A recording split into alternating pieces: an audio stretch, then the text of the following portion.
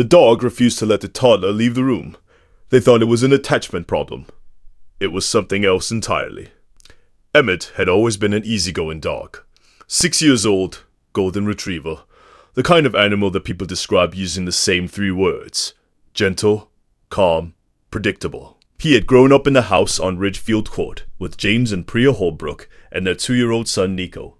And in that entire time, he had never done anything that required them to rethink his behavior. Then, the heating company came in November and serviced the furnace.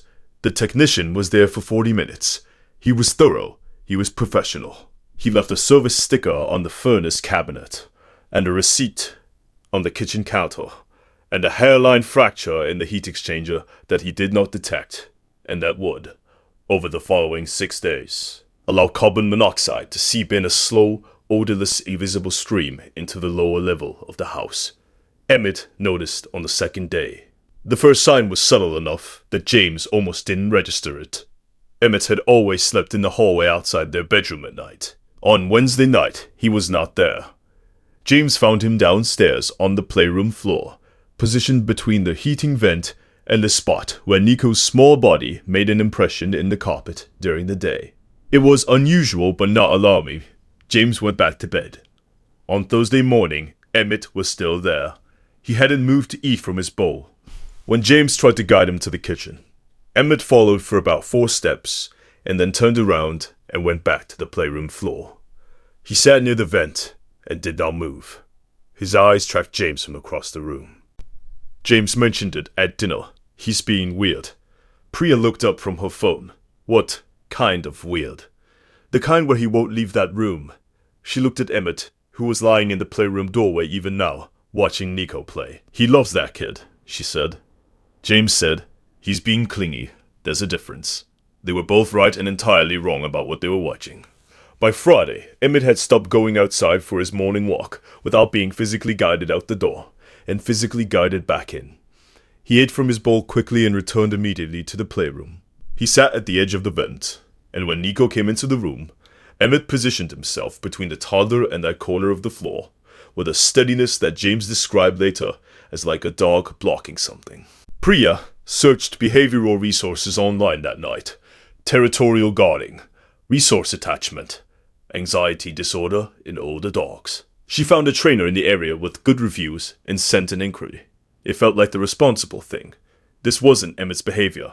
Something had shifted in him, and it needed to be addressed. What had shifted was his chemistry. CO exposure at low levels in dogs produces initial agitation, orientation toward the source, and eventually a survival instinct that overrides normal behavioral patterns. Emmett was not guarding the room.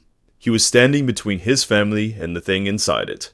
But no one in that house knew that yet. If you stay for stories about what animals sense before we do, you are in the right place. Subscribe so you don't miss the next one.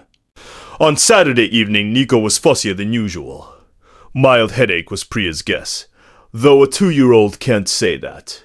He cried through dinner without being able to say what was wrong, which happens sometimes, and went to sleep early. James had a headache too, the dull pressure kind that he attributed to a long week. Priya felt tired in a way that didn't match her sleep. None of them connected the pattern because the pattern had no name yet. Emmett did not sleep that night. He paced. He returned repeatedly to the playroom vent. At 2:11 in the morning, he began making a sound that James described as something between a whine and a bark that he had simply never heard from this dog in 6 years. James came downstairs. He stood at the bottom of the stairs and looked at Emmett standing at the playroom vent, that low urgent sound continuing, and something moved in him that he could not explain. He went to the drawer where the batteries were kept, and he looked for the carbon monoxide alarm that had always been on the 3rd shelf of the utility closet. It was there. He pressed the test button. Nothing. He pressed it again. The battery was dead. He bought a new one at the 24-hour pharmacy 4 blocks away. He installed it at 2:47 in the morning in the playroom and stood back. The alarm activated within 90 seconds. A loud, continuous, unambiguous alarm from a unit that had been sitting silent on a shelf for 6 days. The family left the house. The fire department arrived. The readings from their equipment showed carbon monoxide levels in the lower level of the house at a concentration that the lead responder. A man named Officer Darrell Steves, with 14 years in emergency services, called significant, sustained overnight exposure at those levels, especially for a small child with lower body mass and faster respiratory rate, he said, was a serious medical risk. Another few nights, and we'd be looking at symptoms that get missed as flu. The heat exchanger crack was found and repaired in the morning. Has your dog ever done something you couldn't explain until it was the only thing that made sense? Tell us in the comments. These stories deserve to be heard.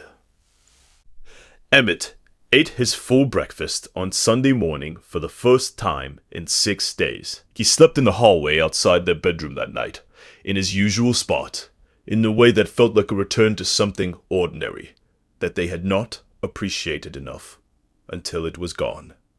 James sat on the floor of the hallway for a while, and scratched behind Emmett's ears, and didn't say much.